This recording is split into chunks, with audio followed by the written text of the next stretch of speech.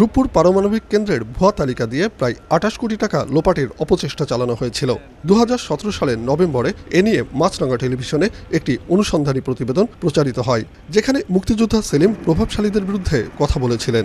মাছরাঙার এ প্রতিবেদন এবং follow up প্রতিবেদনের কারণে ব্যর্থ হয় প্রভাবশালীদের ওই অর্থ আত্মসাতের অপচেষ্টা।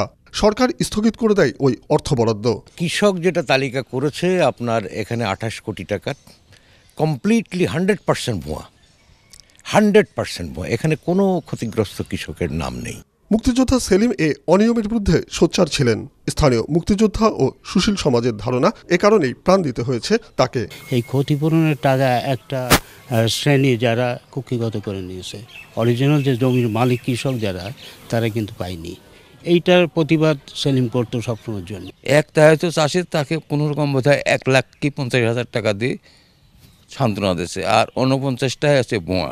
সেই সমস্ত ভুয়ার প্রতিবাদেই সেলিম সবসময় সোচ্চার ছিল।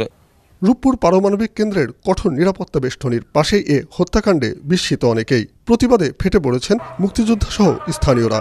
প্রায় প্রতিদিনই জেলার বিভিন্ন স্থানে এ হত্যার বিচার দাবিতে মানববন্ধন সহ নানা কর্মসূচি পালিত হচ্ছে। রূপপুর বাজারের ব্যবসায়ীরা প্রতিটি দোকানে ঝুলিয়েছেন কালো পতাকা। তার শোকাহত পরিবার এ হত্যাকাণ্ডের বিচার দাবিতে প্রধানমন্ত্রীর হস্তক্ষেপ কামনা করেছেন। একজন বীরের সন্তান হয়ে আমার শুধু এটুকুই চাওয়া যে এই জঘন্য হত্যাকাণ্ডের যেন সুষ্ঠু তদন্ত সাপেক্ষে যেন সুষ্ঠু বিচার হয়। আর আমি সর্বোপরি প্রধানমন্ত্রীর দৃষ্টি আকর্ষণ করেই বলবো যে প্রধানমন্ত্রী বরাবর আমাদের কথাটুকু যেন পৌঁছানোর ব্যবস্থা করা হয়। আমি সুষ্ঠু বিচার চাই এবং যে হত্যা করেছে তার আমি ফাঁসি চাই।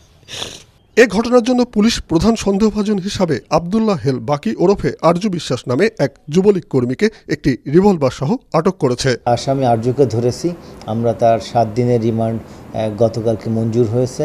আমরা তাকে জিজ্ঞাসাবাদ করছি এবং তার কাছ থেকে গুরুত্বপূর্ণ তথ্য আমরা সংগ্রহ করছি। স্থানীয়দের অভিযোগ, যুবলীগ কর্মী আরজু বিশ্বাস পাকশি ইউনিয়ন পরিষদ চেয়ারম্যান এনাম বিশ্বাসের ভাতিজা। কৃষক না হলেও কৃষক তালিকায় তার নাম দিয়ে দাবি করা হয়েছিল বিপুল পরিমাণ টাকা। বর্তমানে যে আসামিটা ধরা পড়েছে সে তো আর নিজে এই কাজটা করে নাই, তার পিছনে মদতদাতা শক্তিশালী কোনো লোক আছে। আমরা সেই শক্তিশালী লোকের সহ বিচারের দাবি করছি এবং তাদেরও আইনের আওতায় দৃষ্টান্তমূলক শাস্তি চাচ্ছে। গত 6 ফেব্রুয়ারি মুক্তিযোদ্ধা মোস্তাফিজুর রহমান সেলিমকে গুলি করে হত্যা করে সন্ত্রাসীরা।